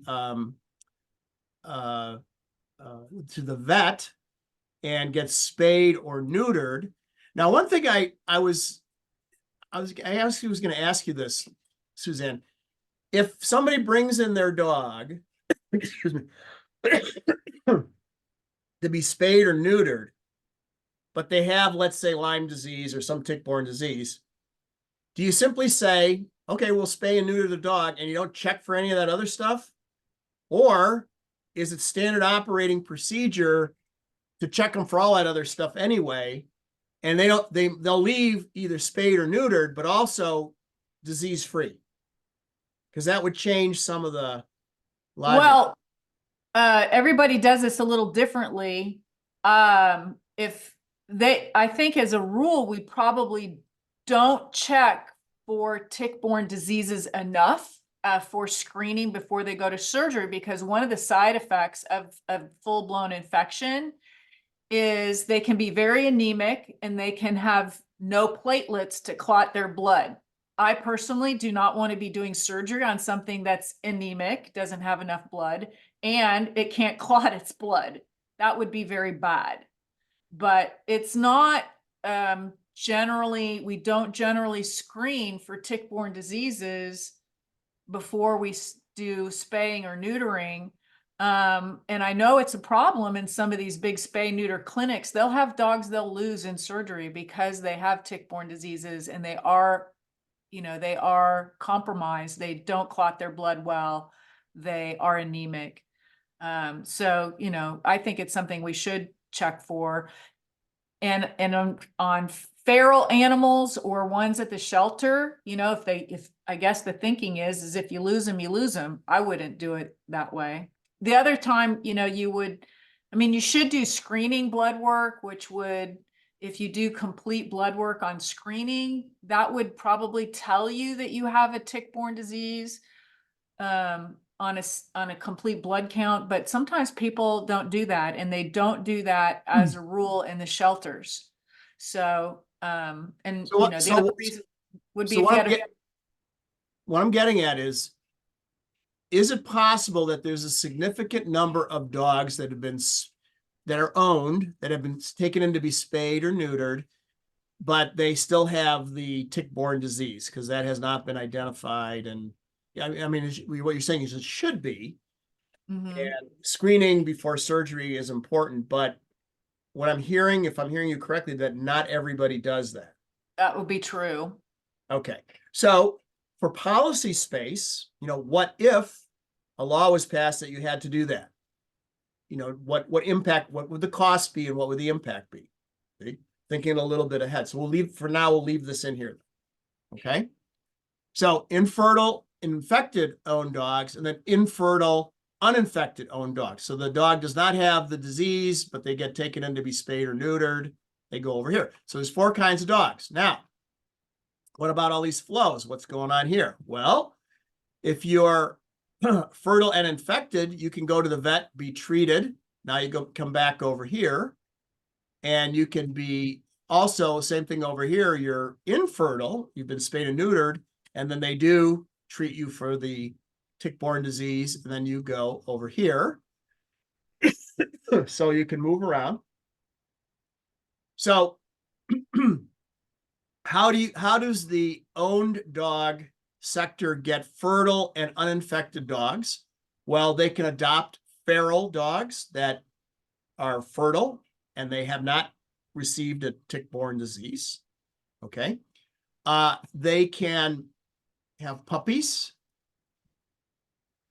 And I guess let's see, do we have fertile uninfected? You have to be coming in from the shelters. Isn't there a shelter? Let's see. Might have deleted that. Let's see. The reason, so they adopt feral dogs that are fertile, but Suzanne, I used to have them adopting fertile shelter dogs, but Suzanne, you said they don't let them leave the shelter without being spayed or neutered. Most places, that's the policy.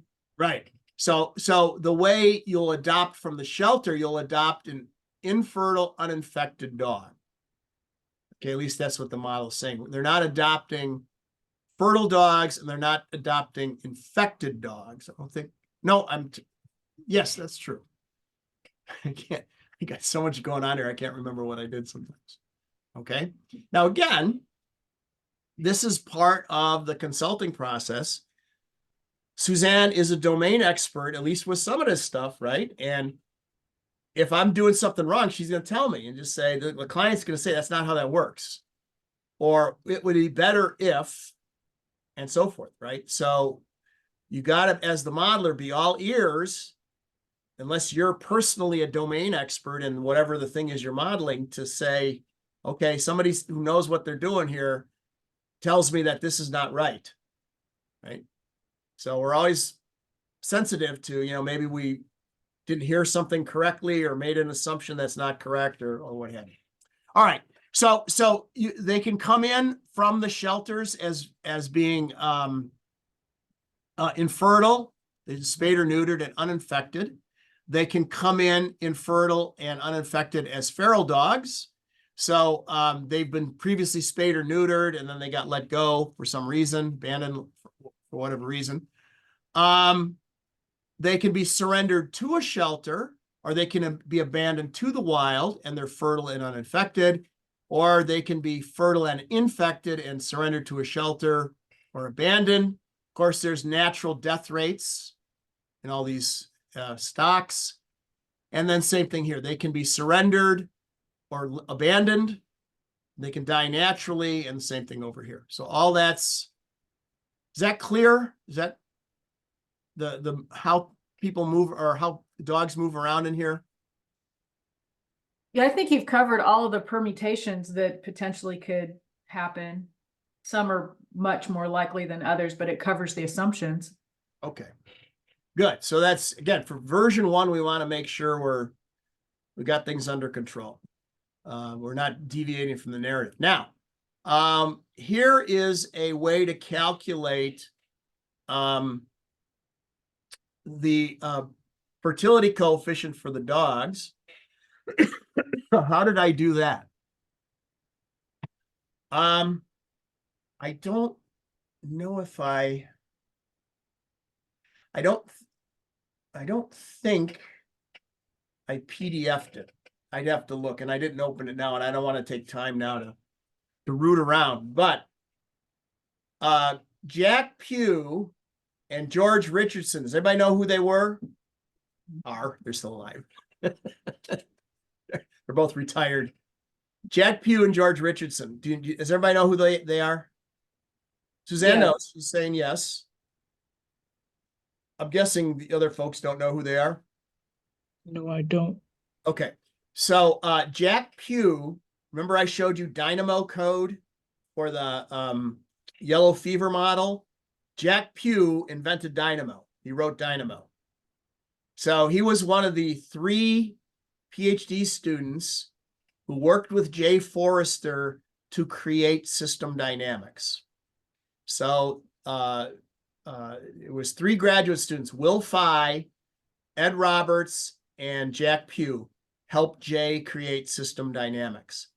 So Will Fye went on to be a professor of electrical engineering. They were all electrical engineering students, by the way, at Georgia Tech, and he has passed away. Ed Roberts remained at MIT as a professor, the David Sarnoff Professor of Management at MIT. He has passed away. He just passed away about 6 months ago or so. And Jack Pugh is still alive. He's retired in Maine. Jack's wife was I think the first executive director of the System Dynamics Society, Julie Pugh. And so the System Dynamics Society's international headquarters was Julie Pugh's dining room table for many years.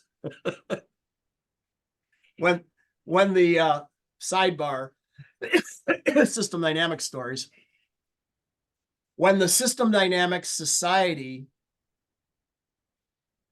decided it was big enough to support a formal central office, because Julie Pugh just did it as a volunteer for the society. When the society had enough membership and a membership dues coming in where they could afford to pay somebody a salary to be the executive director and all that stuff, the society solicited bids. This was 96, I think, maybe 93 or 96, one of the two. Anyway, and there were 2 institutions that competed to be the home of system dynamics in the world: the University of Bergen in Norway and the State University of New York at Albany. And they competed, they made proposals. Well, anyway, Albany won, right? And the central office was moved to SUNY Albany in, I think it was 96. By chance, I think that year, I'd have to look it up. I think that year I became secretary of the System Dynamics Society. A thankless task. The World Wide Web came about, I think, in 94. So I created the first website for the Policy Council and all that, among the other million things I had to do. At any rate, somebody had to move the System Dynamics Society's junk from Julie Pugh's house, Jack and Julie Pugh's house, and MIT.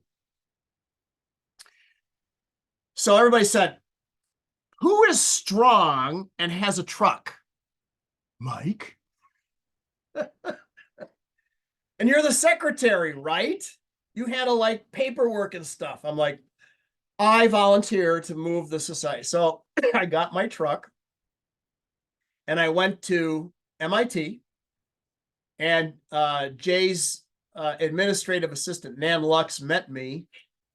She met me at the famous loading dock. It's not there anymore, but that's when John Collins, the former mayor of Boston, needed a office with a ramp and a freight elevator because he was stricken with polio to get him to his office. So that building had that because it was an old soap factory that was rehabbed into offices. So by chance, John Collins got an office next to Forrester, and they created Urban Dynamics. So the famous, well, I backed into that famous loading dock with my truck, and Nan and I went into the basement of E240, Jay's office building. And she goes, oh, we got stuff here on Jay's, that's everywhere. So there's just boxes and boxes of stuff in a basement, right? So we spent half a day going through boxes, trying to find out SD stuff, SD Society stuff. I would pull out original figures from Industrial Dynamics and World Dynamics, like the template that went into the books. And I was like, these probably shouldn't be in a molding in a basement somewhere. They should probably be in an MIT museum with a curator or something. Like, why are they down? There's water dripping down. So we found all this stuff, including, well, we loaded it all, anything that looked like it was society crap, into my truck. And I drive it home. Now I have a pickup truck. It didn't have a cover on it. So I'm like, honey, all this stuff is going in the house. So we cleared out the kitchen, and we had just rows and rows of boxes of System Dynamics crap. We're not done yet. Now I got to go to Jack and Julie Pugh's house. So I go there, and I had my kids were little at the time, so they were all carrying boxes. So we're clearing out Julie Pugh's dining room table, Jack's garage, his attic. Yeah, we load it in the truck. We drive it home. Honey, we got more stuff. It goes in the kitchen. Now we can't eat in the kitchen anymore. It's just stacked to the gills with SD crap. And I'm like, I'm not entirely sure what's in these boxes. I mean, we kind of peeked in there, and I was like, I better make double sure we don't have any of Jay Forrester's memoirs or some, who knows what's in here, right?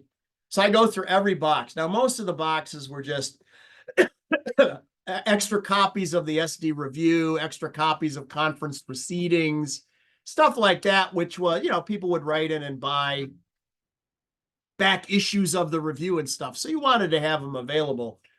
But then I found some absolute treasures that were just tossed in boxes. I found when the SD Society, now I was still a student when I was involved, but I was still a student.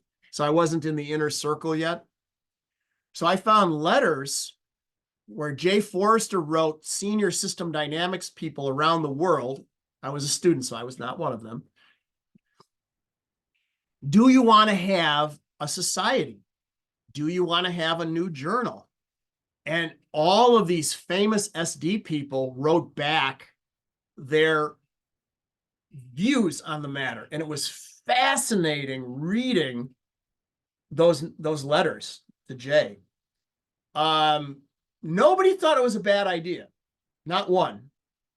But the kinds of, so one of the big issues was the Brits had a journal called Dynamica, and that was the only SD journal at the time. So they wanted there to be a society, and the society's journal should be Dynamica.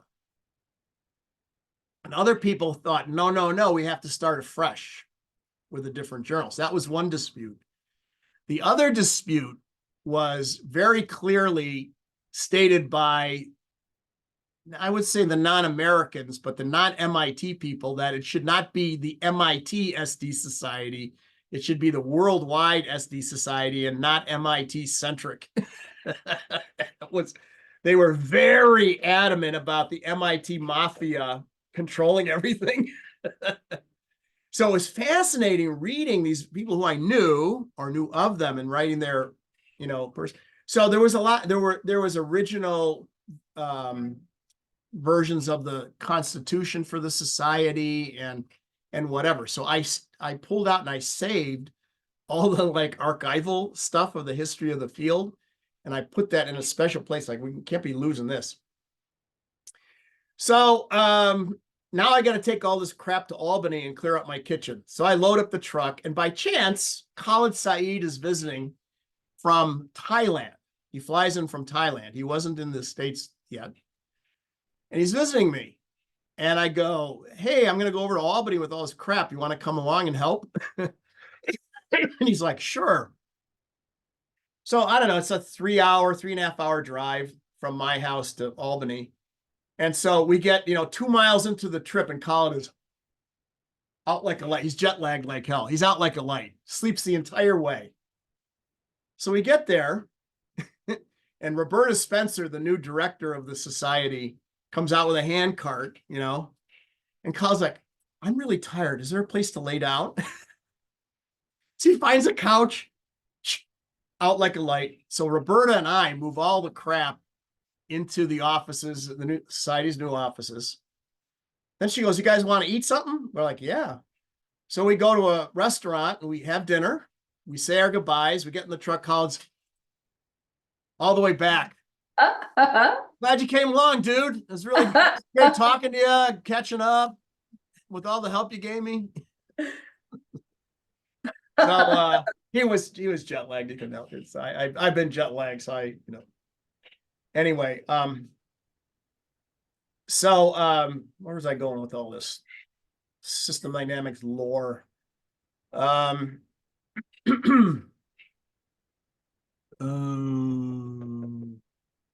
anyway, so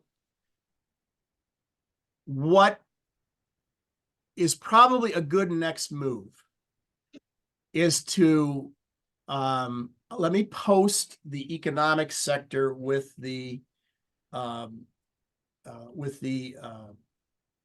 infection stuff in it, and then see if you could attach it to a basic owned dog sector that you can build. Now, I know what I lost my train of thought. So one thing that you want to, one hint, let me give you a hint. So, I'm sorry, the way this all started. So where I got this from, before I give you the assignment, where I got this, this is how this all started. So Jack Pugh and George Richardson, well-known SD guys, wrote a book it came out in 1981, and it was called, I think, Introduction to System Dynamics Modeling with Dynamo. And in the book, they talk about parameterizing the Kaibab Plateau model, where the deer herd are growing and collapsing, and they showed this technique in that book. Okay, so it's a little subtle. It's in there, but it's not like with flashing lights. You got to read the book to find it. But my point is, you got to know the literature in your field. Because I was thinking, am I just going to simply say, well, there's dogs and they have a birth rate coefficient? Well, what if they're female dogs versus male dogs? What if they're young dogs versus old dogs? When you've got a single stock, right? Or the sum of two stocks, there's two kinds of fertile dogs, infected and uninfected. The sum of the two is the ones that can have puppies, right? So, but we're not distinguishing in those stocks between males and females, young and old, size of the litters and all that stuff. So how do you do that? I mean, you can just say, oh, it's just 2%. That's not horrible. You could probably get away with that. But again, I'm thinking we're going to be dealing with people who probably know about, like, veterinarians who know about this stuff. So without having to go to vet school, is there something I can find that can help me get there a little more in a more sophisticated way? And that formulation comes from their book. It's not about dogs, it's about deer. I said, I can use that.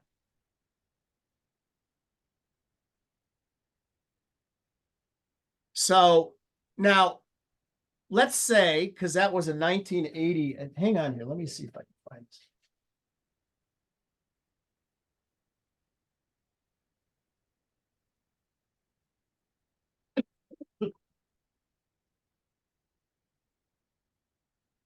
Okay, so real quick here.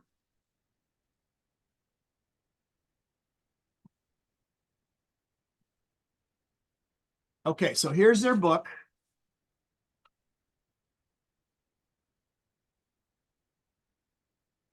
So it's Richardson and Pugh, right? And it was, I think it was 1980.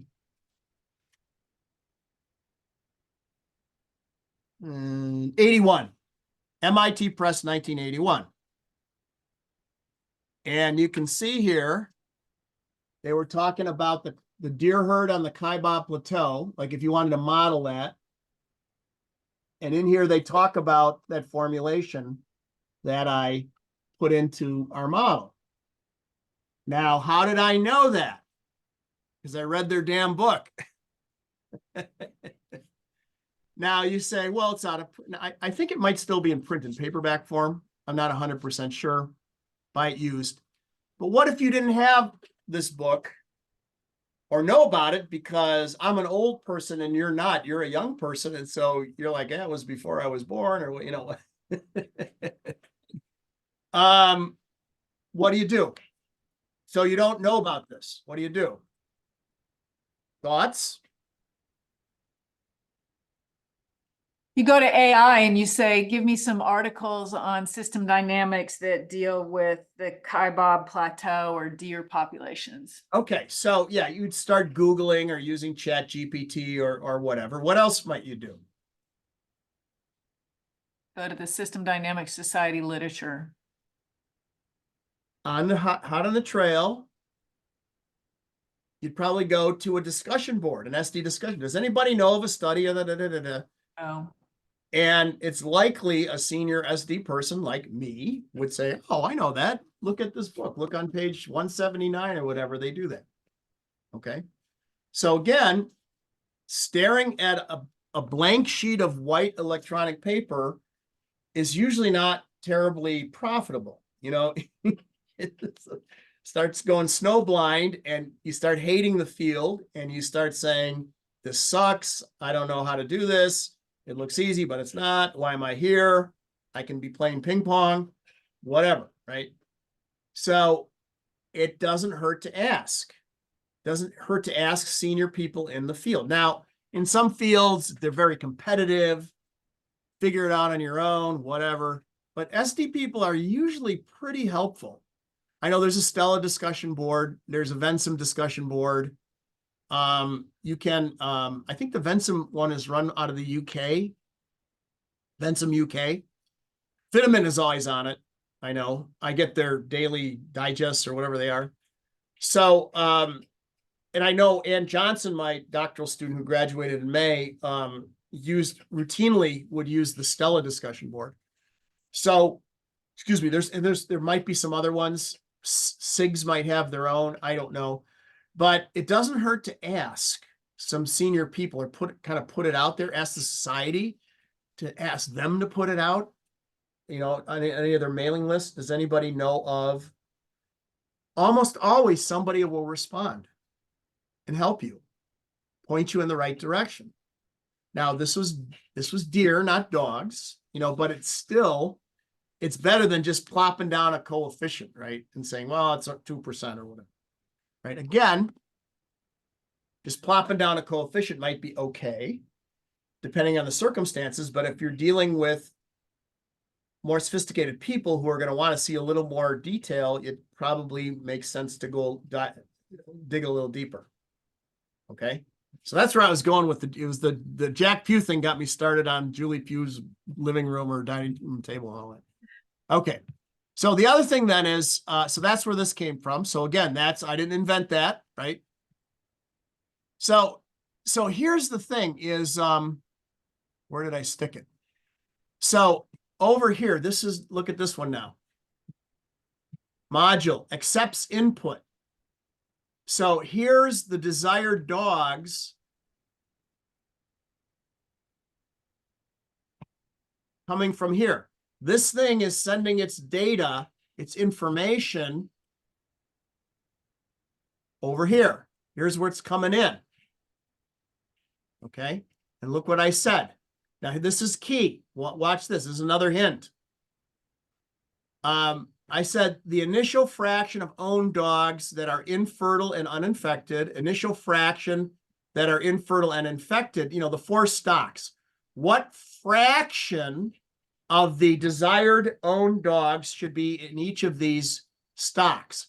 In other words, I'm taking the information from the economy sector and putting it to help me populate this sector. I didn't just say, oh, I'll put 20,000 in here and 10,000 here, whatever. I'm saying the other sector is telling me this is the number of dogs we want to own, and this is the owned dog sector.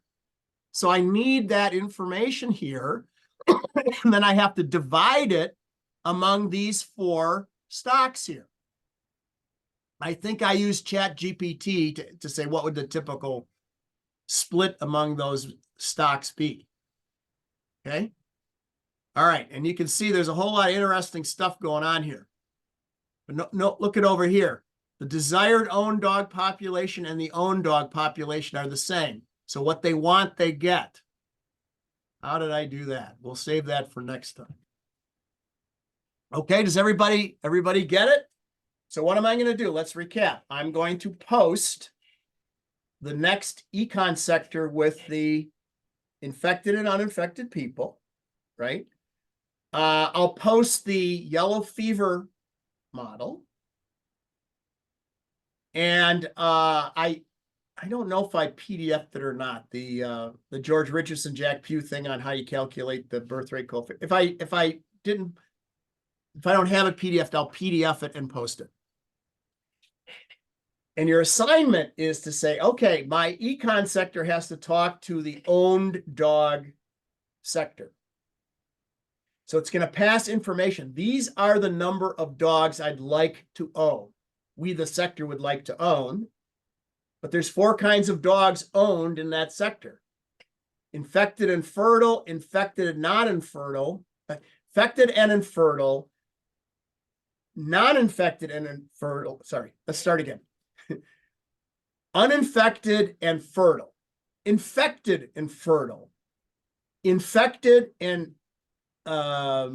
infertile, and infected and fertile. Big fight. It's a long day. So I'm fertile and I'm not infected. I'm fertile and infected. I'm infertile and not infected, infertile and infected. Those are the 4. So the desired dogs coming from the econ sector is divided among those 4 stocks because the stocks represent the state of the system. That's the number of dogs they want to own. So they're going to own those dogs. But there's 4 kinds, right? And then they're going to move around. They're going to be abandoned. They're going to be taken in. They're going to be brought to a shelter. They're going to be adopted from a shelter. They're going to be taken in to be spayed and neutered. They're going to die, and so forth, right? Everybody kind of get that? I mean, I showed you the little Suzanne model, right? Where the basic, I can post that too if you want, Suzanne, the one with equilibrium. And that shows the basic logic of where everybody's going, right? So we're supposed to build the own dog model and then attach our econ model to it? Yeah, so I would start with the owned dog, with the econ sector, the next one that I post. Or you can start with the other one. Actually, we don't need to worry about the humans getting infected yet.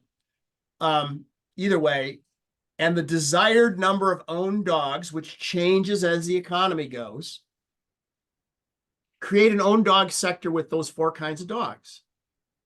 And then that number of desired owned dogs has to be allocated among the 4 categories, under the assumption that, at least when we start the model, the number of dogs that are owned is the number of dogs that want to be owned, coming from the econ sector, see? And then as the economic conditions change, they're going to be adopting or abandoning or surrendering them and whatever as things unfold. Okay, I have one question I have to ask. Yeah.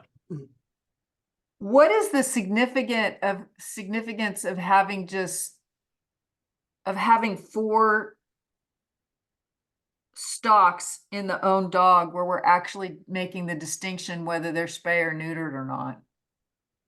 Is that because that's important for? Well, I mean, in our intervention? earlier conversations, it was important because when you're spayed or neutered, you can't reproduce, right?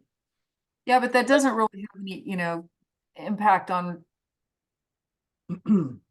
spreading tick-borne diseases. Well, if you release them and they're reproducing in the wild and then getting Right. diseases, it does, right?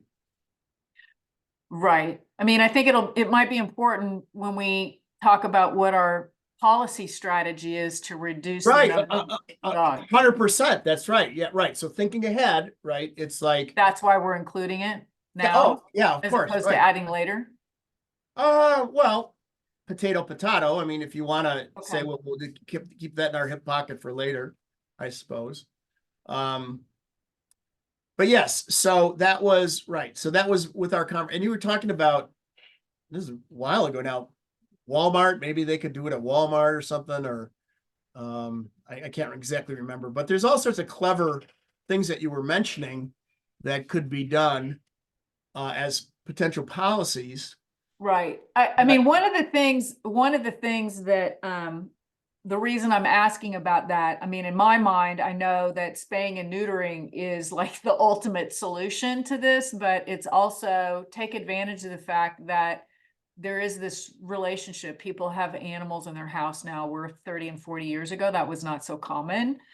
And that can be leveraged to educate people about other diseases that they get exposed to. So there's that opportunity there. But I'm wondering, just from okay, if you're a consultant and you're trying to present this, Yeah.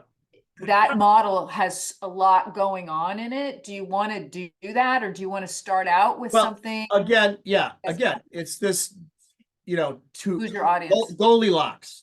Mhm. Too simple, too sophisticated. Too crazy. We don't understand it. There's too much going on. Too simple. It's a toy. It's not serious. Okay. And the sweet spot.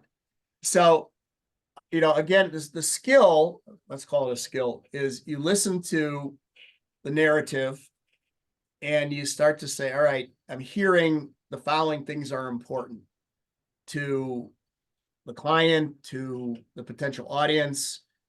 And yes, in policy space, as I guess in some sense you might say, well, that's spaying and neutering is a policy. Excuse me, so don't put that in right away. Versus, oh, it's okay to put it, for there to be policy space, you got to put it in the model, right? The model is Right. write its own equations.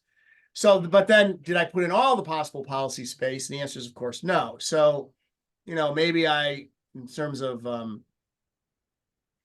compartmentalizing the steps, maybe I shouldn't have done that.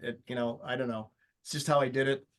But certainly what was in my mind from our conversation, whatever, was these things are reproducing.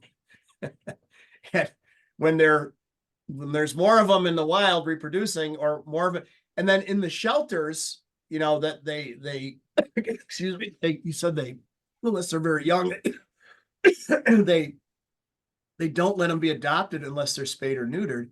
And that there's a cost to that as well. So when we start putting in the financials, right, you start to say, well, what if, I don't know, pick something, the state of Arkansas subsidized shelters to spay and neuter dogs, or built more shelters and made sure the policy was you always spay and neuter the dogs.